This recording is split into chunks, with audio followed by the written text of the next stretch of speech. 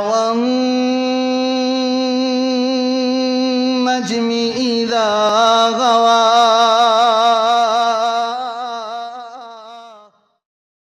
آل محمد مبارک وسلم وصلی علیہ۔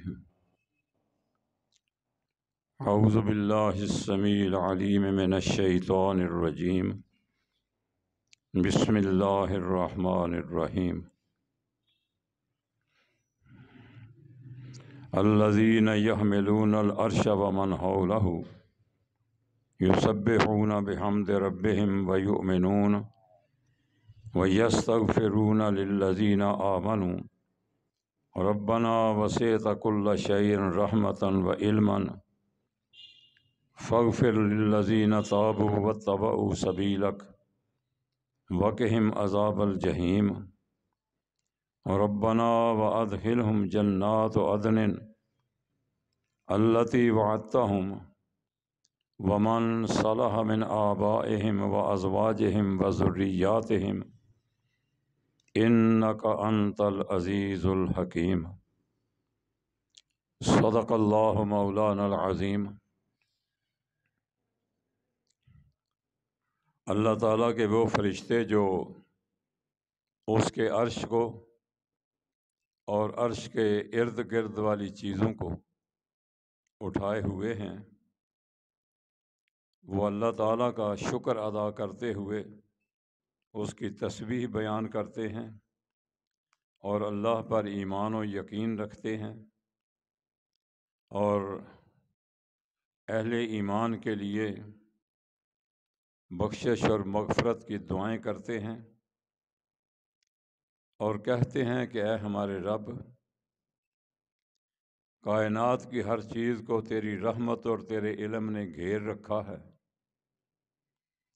تو تو ان لوگوں کی بخشش فرما جو توبہ کرتے ہیں اور تیرے رستے کے مطابق اپنی زندگی گزارتے ہیں، اور اے پروردگار انہیں جہنم کے عذاب سے بچا، اور اے اللہ انہیں ایسی جنت میں داخل فرما جو ہمیشہ رہنے والی، جس کا تو نے ان سے وعدہ کیا ہے، اور جنت ان لوگوں کو بھی عطا فرمانا جو ان کے باپ دادا، ان کی بیویاں اور ان کی نیک اولاد جو نیک عمل کرتے ہوں، بے شک تو زبردست حکمت والا ہے۔ صدق اللہ العظیم۔ اللہ رب العالمین کی حمد و ثنا، رسول اللہ صلی اللہ علیہ وآلہ وسلم کی ذات پہ درود و سلام۔ محترم بھائیوں، خطبہ جمعہ کے اندر بھی میں نے چند ایسے خوش قسمت لوگوں کا ذکر فرمایا تھا جن کے لیے اللہ تعالیٰ کے نورانی فرشتے بخشش اور مغفرت کی دعائیں کرتے ہیں۔ دراصل یہ کوئی مخصوص لوگ نہیں ہیں، بلکہ آدم کی اولاد ہی سے ان کا تعلق ہے۔ وہ میرے اور آپ جیسے ہی انسان تھے، لیکن انہیں یہ اعزاز اس لیے ملا کہ انہوں نے اپنے اندر چند خوبیاں پیدا فرمائی تھیں۔ دراصل رب العالمین کی منشا یہ کہ اگر میرے بندے میری رحمت اور مغفرت چاہتے ہیں تو انہیں اپنے اندر یہ خوبیاں اور یہ صفتیں پیدا کرنا چاہیے۔ خطبے کے اندر میں نے 4 قسم کے لوگوں کا ذکر کیا تھا، صرف ان کے نام لیے دیتا ہوں، اور اس کے بعد کچھ اور سعادت مند لوگوں کا ذکر کروں گا تاکہ یہ موضوع مکمل ہو جائے۔ سب سے پہلے اللہ رب العالمین فرماتے ہیں کہ جب میں کسی بندے سے محبت کرتا ہوں تو میں جبریل کو منادی کر کے جبریل کو بلاتا ہوں اور جبریل سے کہتا ہوں کہ اے جبریل میں اپنے فلاں بندے سے محبت کرتا ہوں، تو بھی اس سے محبت بھی کر، اور فرشتوں کے اندر یہ اعلان کر دے، زمین سے آسمان تک اور آسمان سے زمین تک تمام فرشتوں کے اندر یہ اعلان کر دے۔ اور فرشتوں سے بھی کہا گیا کہ تم زمین کے کونوں خدروں میں، گلی بازاروں، چوکوں چوراہوں میں پھیل جاؤ، اور تم بھی اس بندے سے محبت کرو، اور راہ گزرنے والے لوگوں سے بھی کہو، ان کے دل کے اندر یہ بات ڈالو کہ ان سے اللہ بھی محبت کرتا ہے۔ اے زمین و آسمان کے رہنے والو، تم بھی اللہ کے ان نیک بندوں کے ساتھ محبت کیا کرو۔ تو یہ لوگ بڑے ہی سعادت مند اور خوش قسمت ہیں۔ اس کے بعد میں نے دوسری بات جو عرض کی تھی وہ یہ کہ کچھ لوگ ایسے بھی ہیں کہ جن پر اللہ تبارک و تعالیٰ اپنی رحمت فرماتا ہے، اور اللہ کے فرشتے ان کے لیے بخشش اور رحمت کی دعائیں کرتے ہیں۔ اور پھر وہ آیت مبارکہ جو میں نے ابھی پڑھی اور اس کا ترجمہ آپ نے سماعت فرمایا، اس کے بعد تیسرے نمبر پر وہ لوگ جن کے متعلق اللہ کے پیغمبر صلی اللہ علیہ وسلم نے یہ خوشخبری دی کہ ان اللہ و ملائکتہ و اہل السماوات والارضین حتی النملۃ فی جوہرہا و حتی الحوت لیصلون علی معلم الناس الخیر۔ یہ جامع ترمذی کی روایت ہے۔ حضرت ابو امامہ باہلی رضی اللہ عنہ فرماتے ہیں کہ رسول اکرم صلی اللہ علیہ وسلم نے فرمایا کہ اللہ تعالیٰ اور اس کے فرشتے اور آسمانوں کے رہنے والی مخلوق اور زمینوں کے رہنے والی مخلوق، یہ کچھ لوگوں کے لیے اللہ اپنی رحمت فرماتا ہے۔ فرشتے اور آسمان و زمین کی مخلوق، حتیٰ کہ اپنے بلوں کے اندر رہنے والی چیونٹیاں، کیڑے مکوڑے، اور حتیٰ کہ آبی مخلوق، خاص طور پر مچھلی کا نام لیا رسول اللہ نے کہ مچھلیاں پانی کے اندر رحمت اور بخشش کے لیے دعائیں کرتی ہیں، لیکن کن لوگوں کے لیے؟ الذین یعلمون الناس الخیر، جو اللہ تعالیٰ کی بھٹکی ہوئی مخلوق انسانیت کو نیکی اور بھلائی کا رستہ دکھاتے ہیں۔ سب سے بڑی بھلائی دنیا کے اندر اللہ کی کتاب ہے اور اس کے پیغمبر صلی اللہ علیہ وسلم کا فرمان ہے۔ تو اللہ کے کتاب سکھانا اور سیکھنا اور اللہ کے پیغمبر صلی اللہ علیہ وسلم کی احادیث، آپ کا اسوہ حسنہ اور آپ کی تعلیم سیکھنا اور سکھانا، یہ خیر کا کام ہے، اور ایسے لوگوں پر اللہ تعالیٰ اپنی رحمت فرماتے ہیں۔ اللہ کے فرشتے، آسمان اور زمین کی مخلوقات، حتیٰ کہ پانی کے اندر رہنے والی مخلوقات بھی ایسے لوگوں کے لیے بخشش اور مغفرت کی دعائیں کرتے ہیں۔ خیر کیا ہے؟ دنیا کے اندر نبی علیہ السلام کا فرمان ہے کہ خیر الحدیث کتاب اللہ و خیر الہدی ہدی محمد صلی اللہ علیہ وسلم، سب سے بہترین کلام اللہ کا کلام ہے، اور بہترین جو ہے نا راستہ، وہ خیر سے بھرا ہوا راستہ جناب محمد الرسول اللہ والا راستہ ہے۔ اور نبی کریم صلی اللہ علیہ وآلہ وسلم نے ہمیں جو خیر کی تعلیم دی ہے نا، تو اللہ رب العالمین فرماتے ہیں جس شخص کو خیر مل جائے سمجھ لو اللہ اس پہ راضی ہے۔ اللہ کا قرآن کہتا ہے من یرد اللہ بہ خیرا یفقہہ فی الدین، کہ اللہ تعالیٰ جس بندے کے ساتھ خیر اور بھلائی کا ارادہ فرماتے ہیں، اللہ تعالیٰ اسے اس کا سینہ یشرح صدرہ للاسلام، اسلام کے لیے اللہ اس کا سینہ کھول دیتا ہے اور اللہ تبارک و تعالیٰ اسے اسلام کی تعلیم کے لیے منتخب فرما لیتا ہے۔ تو خیر کی تعلیم دینا، بھلائی کی تعلیم دینا، یہ اتنا اہم عمل ہے کہ نبی علیہ السلام نے فرمایا ہے خیرکم من تعلم القرآن وعلمہ، کہ تم میں سے بہترین انسان وہ ہے جو اللہ کا قرآن، اللہ کا کلام سیکھے اور پھر دوسرے لوگوں کو سکھائے۔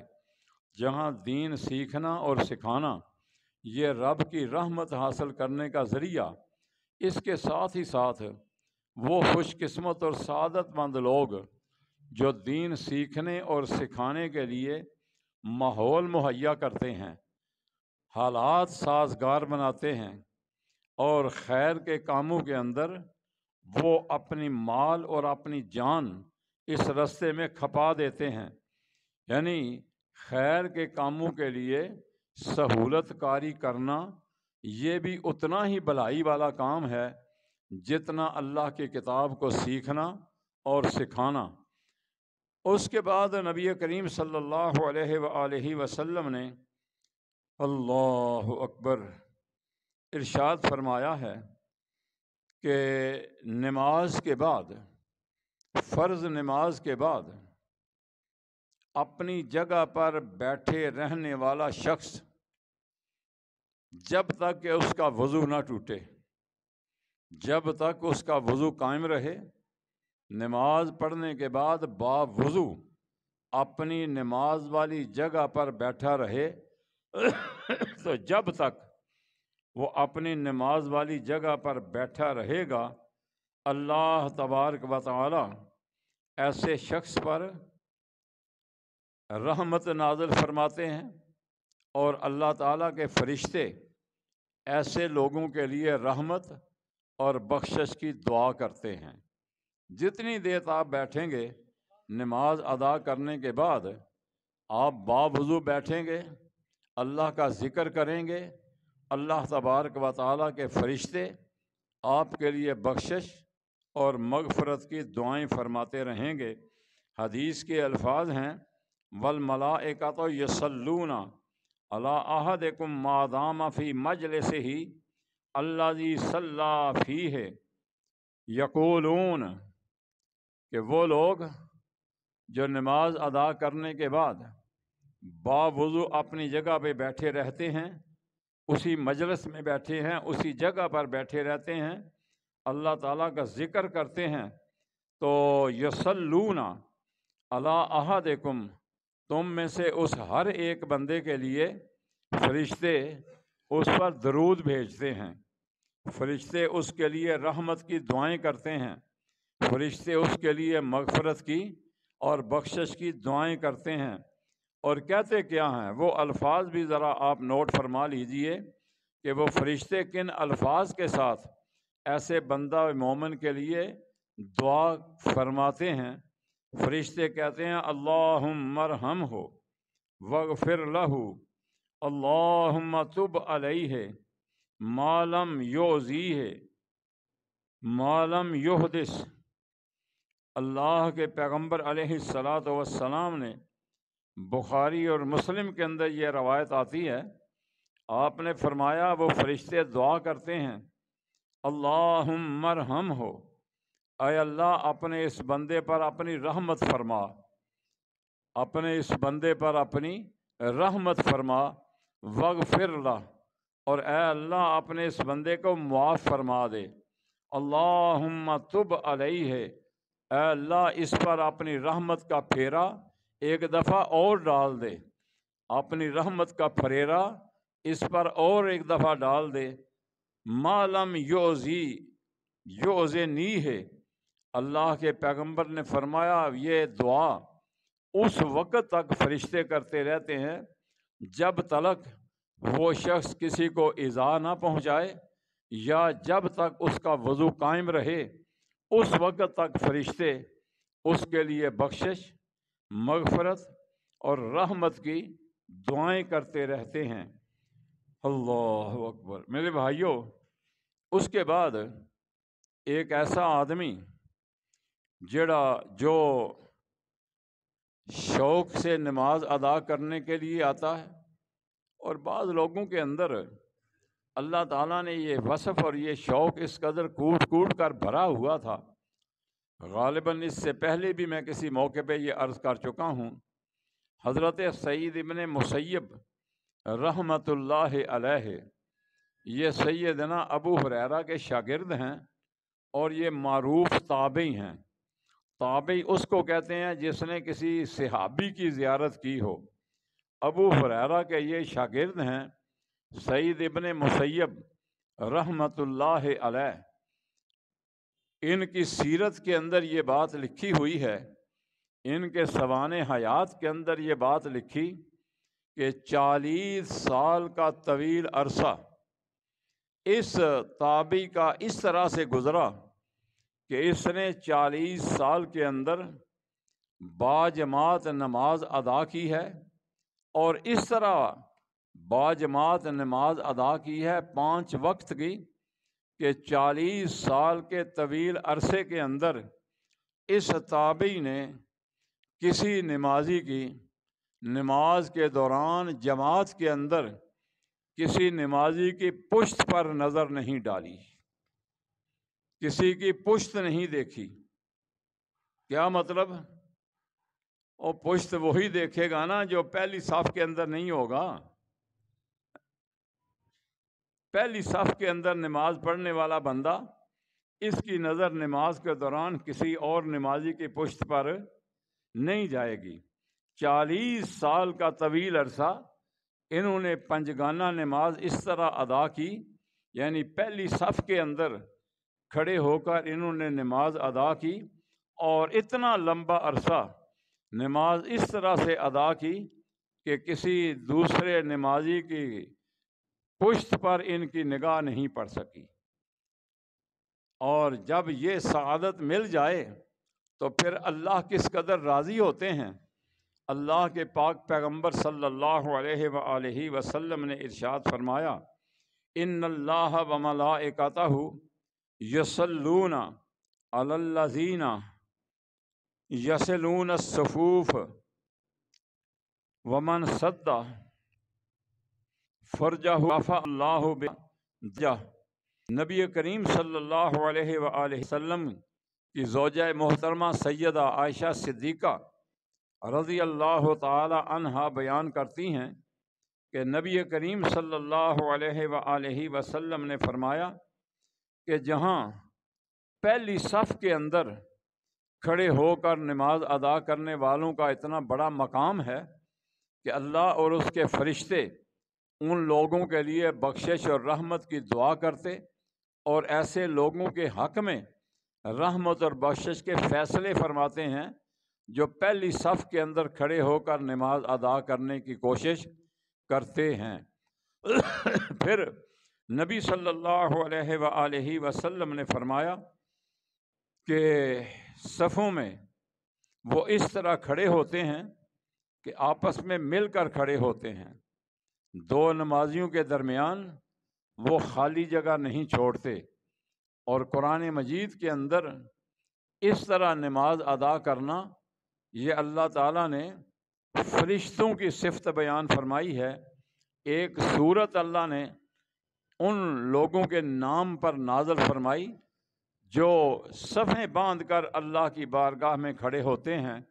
والصافات صفا، اللہ فرماتے ہیں سورہ صافات کی پہلی آیت کہ مجھے ان فرشتوں کی قسم ہے جو میری بارگاہ میں کھڑے ہو کر اس طرح کھڑے ہوتے ہیں کہ آپس میں وہ صفیں ملا کر کھڑے ہوتے ہیں۔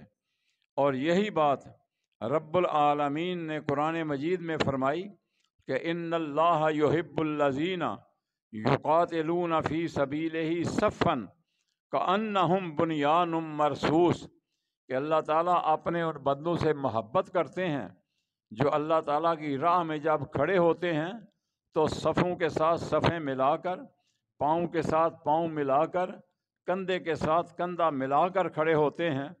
اور نبی صلی اللہ علیہ وآلہ وسلم کا یہ معمول مبارک تھا کہ جب اقامت ہو جاتی تو آپ ساری صفیں جو تھیں نا ان کو سیدھا کرتے.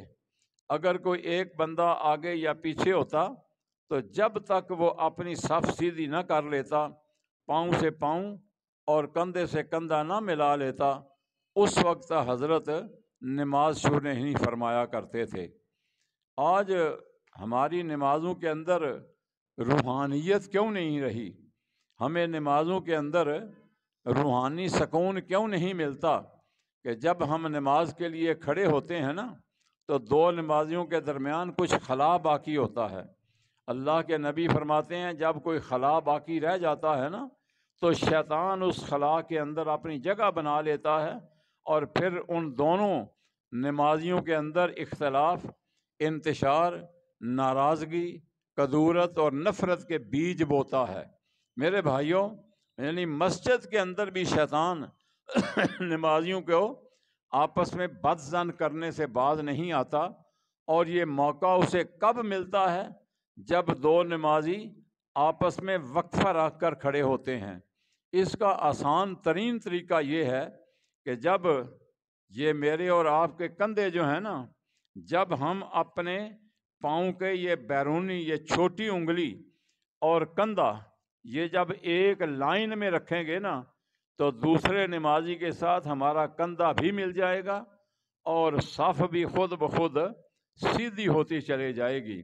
تو صفوں کا سیدھا رکھنا اور صفوں کا آپس میں نمازیوں کا مل کر کھڑے ہونا یہ اتنا بڑا عمل ہے کہ نبی کریم صلی اللہ علیہ وآلہ وسلم نے فرمایا ان اللہ وملائکتہ یصلون علی الذین یصلون، اللہ اکبر، یصلون الصفوف. اللہ کے نبی فرماتے ہیں کہ اللہ تعالیٰ ان پر اپنی رحمت فرماتا ہے اور اللہ کے فرشتے ان کے لیے بخشش کی دعائیں کرتے ہیں. کن لوگوں کے لیے؟ الذین یصلون الصفوف، جو نماز میں کھڑے ہو کر کندھے سے کندھا، پاؤں سے پاؤں ملا کر سیدھے کھڑے ہوتے ہیں. اور اللہ کے رسول نے فرمایا جو شخص دو نمازیوں کے درمیان پیدا ہونے والے خلا کو پر کر لیتا ہے، دائیں والا بائیں طرف مل جاتا ہے، بائیں والا دائیں طرف سرک کر مل جاتا ہے، یعنی اپنی نماز کے اندر صفیں آپس میں مل کر بنا کر نماز ادا کرتے ہیں. تو جو شخص ایسا کام کرتا ہے، رسول اللہ صلی اللہ علیہ وسلم نے فرمایا رفعہ اللہ بہا درجۃ، کہ اللہ تعالیٰ اس کے اس عمل کے بدلے میں اسے نہ صرف یہ کہ جنت کا داخلہ عطا فرماتے ہیں بلکہ جنت کے اندر اس کا ایک درجہ رب العالمین دوسرے نمازیوں کے مقابلے میں ایک درجہ بلند فرما دیتے ہیں. معمولی سا کام ہے لیکن اس کا اجر اور ثواب کتنا بڑا کہ اللہ تعالیٰ کی رحمت ملی، فرشتوں کی دعائیں ملیں اور جنت کے اندر درجات کی بلندی حاصل ہو گئی. معمولی سا عمل لیکن اس کا اجر اور ثواب کتنا ہے.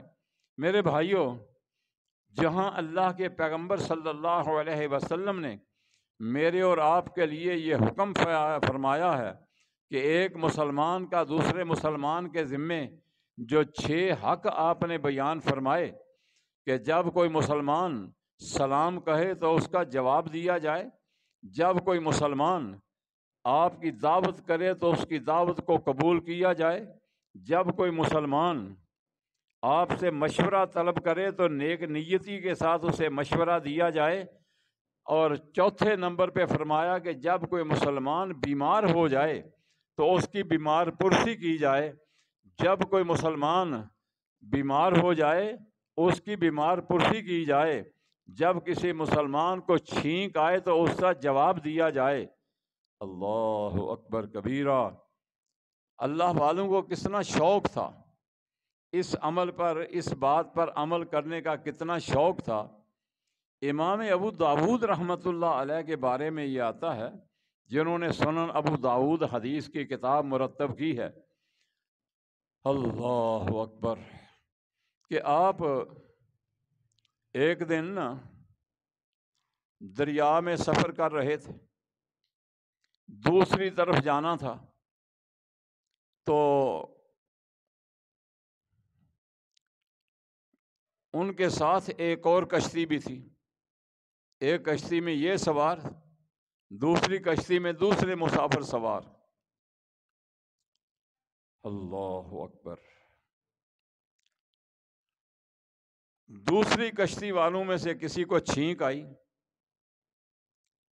تو اس کے جواب میں ہمیں کیا کہنا ہے؟ چھینک مارنے والا کہے گا الحمدللہ، اور سننے والا کیا کہے؟ یرحمک اللہ. کشتی چل رہی ہے، امام صاحب کنارے پہ لگ گئے ہیں، دوسری کشتی ابھی دریا میں سفر کر رہی ہے.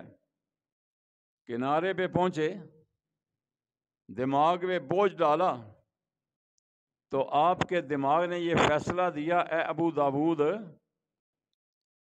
اس کشتی کے فلاں بندے نے چھینک ماری تھی، الحمدللہ کہا تھا، لیکن تو نے اس کا جواب نہیں دیا، نبی کے اس حکم پر تو نے عمل نہیں کیا.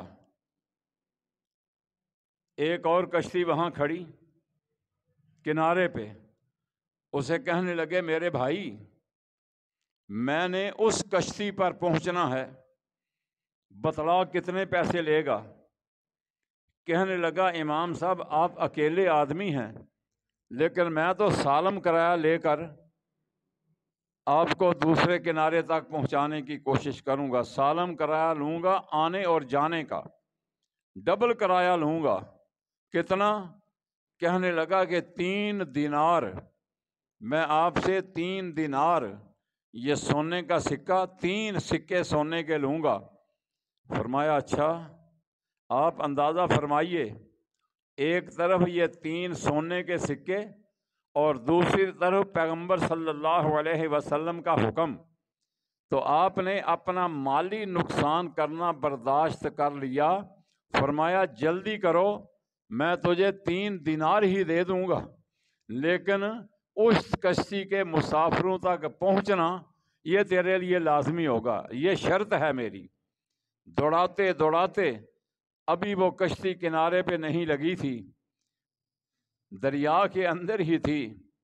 آپ اس کشتی کے برابر جا کر اپنی کشتی رکھوائی اور پوچھا کہ تم میں سے کس نے چھینک ماری تھی؟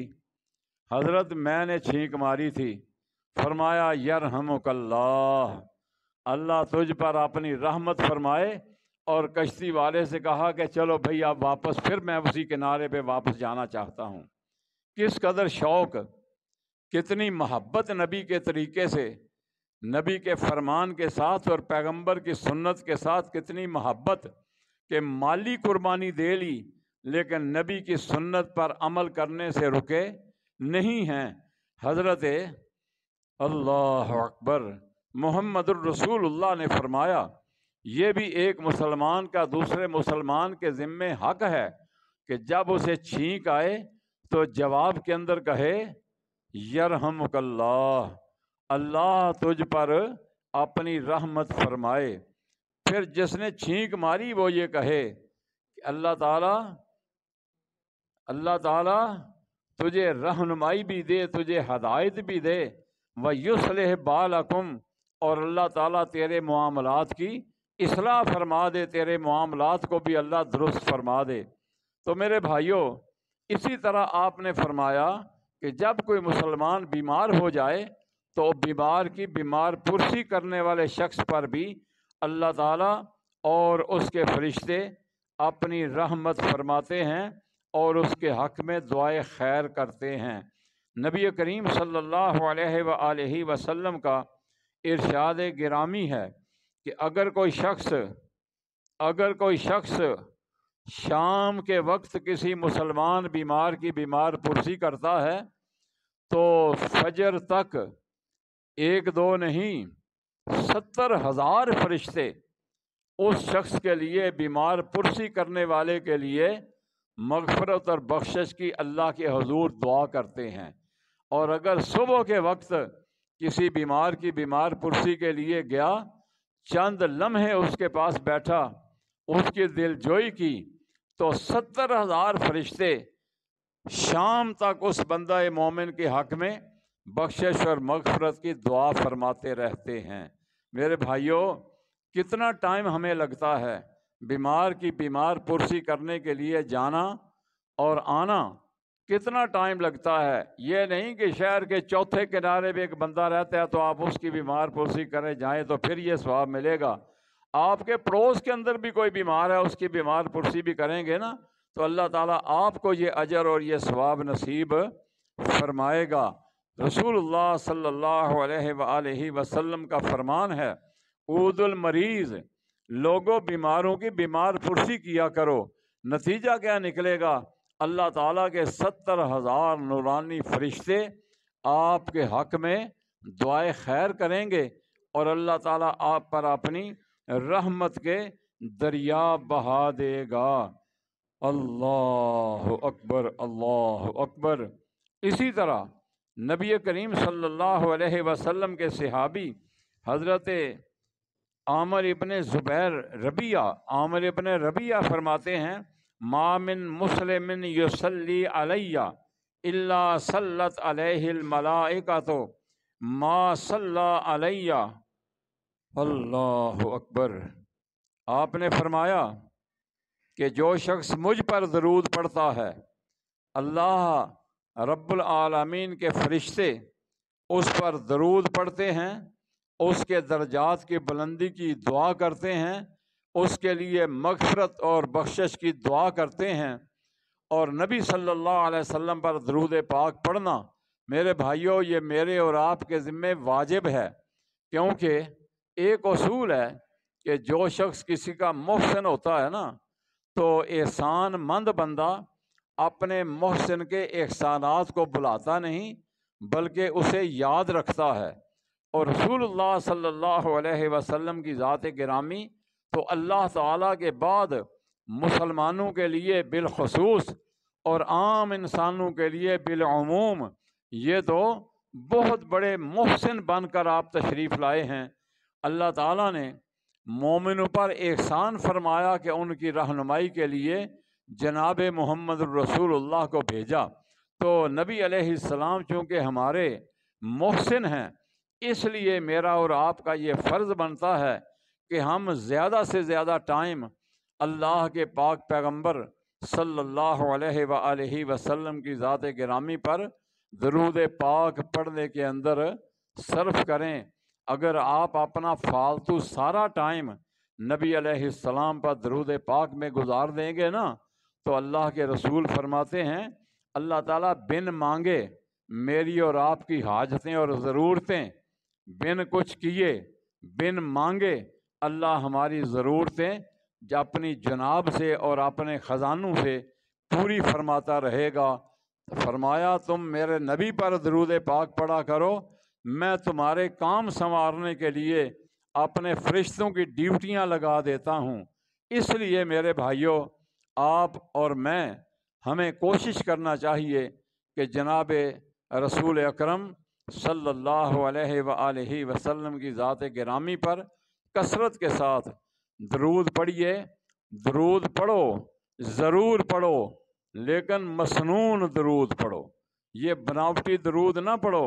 درود پڑھو، ضرور پڑھو، لیکن مسنون سنت کے مطابق جو درود ہے وہ پڑھو گے تو اللہ تعالیٰ کی رحمتیں، برکتیں، بخششیں میرا اور آپ کا مقدر بنیں گی۔